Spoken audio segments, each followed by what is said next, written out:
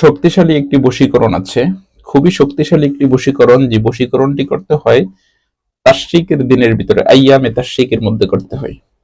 আইয়ামে তাশরিকি, এই বিষয়টা আপনারা এখনো বুঝবেন না, আমি বিষয়টা স্পষ্ট করে আপনাদেরকে বললে অবশ্যই বুঝবেন। এই বশীকরণটি এমন একটি বশীকরণ যেটি খুবই শক্তিশালী। এমন এই বশীকরণটা করলে আপনার, বা এই বশীকরণটার সর্বোচ্চ বৈশিষ্ট্য হচ্ছে এই বশীকরণটা কেউ কাটতে পারে না, বা স্বেচ্ছায় কখনো কেটেও যায় না, এমন একটি বশীকরণ। এই বশীকরণটা যদি আপনার শিখতে হয় তাহলে আজকের ভিডিওটি আপনার জন্য খুবই গুরুত্বপূর্ণ একটি ভিডিও। ভিডিওটিকে না টেনে একটু শেষ পর্যন্ত দেখার চেষ্টা করবেন। ভিডিওটি শুরু করার আগে সংক্ষেপে কিছু কথা বলি। টিকটকে কখনো আমি আমার কোনো ভিডিও ছাড়ি না, টিকটকে আমার কোনো অ্যাকাউন্ট নেই। কিছু প্রতারক চক্র আমার ভিডিওগুলোকে টিকটকে আপলোড করে আপনাদের সাথে বিভিন্ন রকম প্রতারণা করে। প্রতারক চক্র থেকে সাবধানে থাকতে স্ক্রিনে দেওয়া 3355 নাম্বারে ভিডিও কল দিয়ে কনফার্ম হয়ে আমাকে কাজ দিবেন, এছাড়া আমাকে কাজ দিবেন না। চলুন কথা না বাড়িয়ে ভিডিওর মেইন আলোচনায় আসতে পারি। একটি বশীকরণের কথা বলছিলাম। এই বশীকরণটি করতে হবে আইয়ামে তাশরিকের ভিতরে, তাশরিকের দিনগুলোর ভিতরে। এই বশীকরণটির কয়েকটি বৈশিষ্ট্য আছে। অতি দ্রুত হয়, 3 দিনের মধ্যে হয়, কিন্তু বশীকরণটি করতে হবে আইয়ামে তাশরিকের ভিতরে। 3 দিনের ভিতরে কাজ হবে, অর্থাৎ 72 ঘন্টার ভিতরে। দ্বিতীয় বৈশিষ্ট্য হচ্ছে এই বশীকরণটা স্থায়ী হবে। চাইলেই কেউ বশীকরণটা কাটতে পারবে না, নিজেও কেটে যাবে না। অর্থাৎ আপনি যদি চান এই টোটকাটা যদি আপনি নষ্ট না করেন, তাহলে মরণ পর্যন্ত এই বশীকরণটা থাকবে, কখনো নিজেও নষ্ট হয়ে যাবে না, কেউ কাটতেও পারবে না।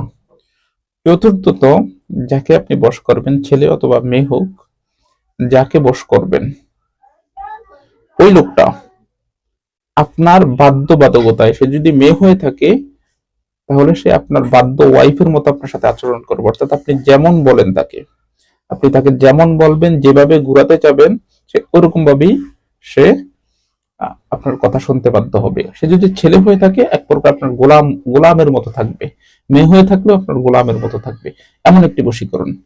তো এই বশীকরণটি কে না করতে চায়?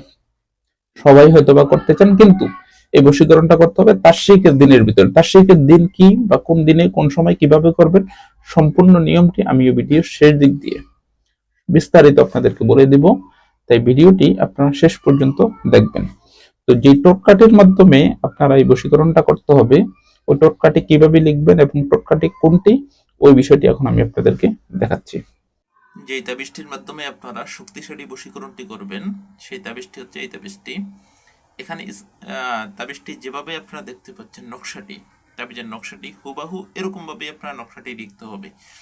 তবে নকশাটি লেখার সময় একটা জিনিস আপনাদের মাথায় রাখতে হবে, আমি আপনাদেরকে দেখাচ্ছি।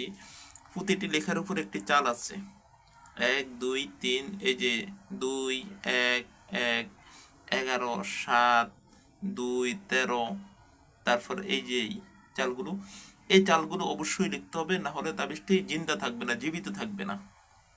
এই জন্য তাবিজের সাথে সাথে তাবিজের চালগুলো অবশ্যই লিখতে হবে।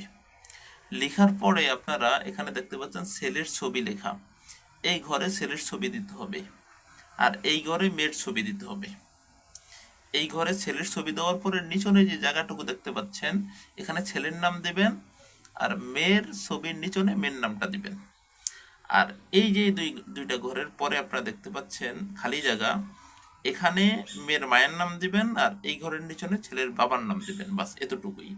এই ঘরের নিচনে ছেলের বাবার নাম, এই ঘরের নিচনে মেয়ের মায়ের নাম, এতটুকুই। তাবিজটা এভাবে আপনারা হুবাহু লিখবেন। তাবিজটা লিখতে হবে ভোজপাতার উপরে, তাবিজটা ভোজপাতার উপরে লিখতে হবে। তাবিজটা একটু দেখে না আরো কাছের থেকে। তাবিজটা আপনার লিখতে হবে ভোজপাতার উপরে। লিখার পরে তাবিজটাকে কি করবেন, সম্পূর্ণ প্রসেসটা আমি বলে দিচ্ছি, ওখান থেকে একটু শুনে নেন।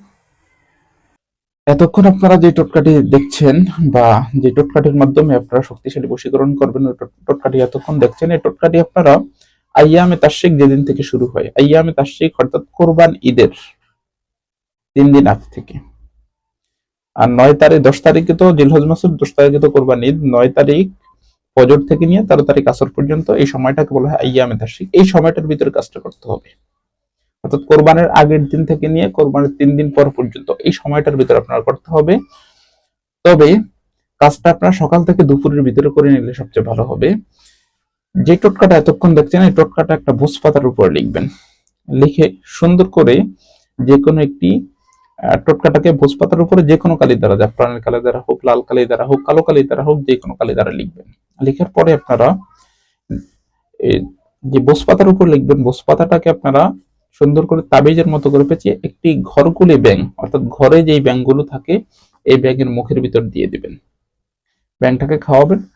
খাওয়ানোর পরে ব্যাঙটাকে একটা কালো কাপড় দ্বারা পেঁচিয়ে একটি বড় পাথর দ্বারা মাটির নিচনে গর্ত করে ওখানে চাপা দিয়ে রাখবেন 3 দিন সময়। 3 দিনের ভিতরে যাকে বশ করবেন সে বশ হতে বাধ্য। মাত্র 3 দিনের মধ্যে যাকে বশ করবেন সে বশ হতে বাধ্য। তবে এই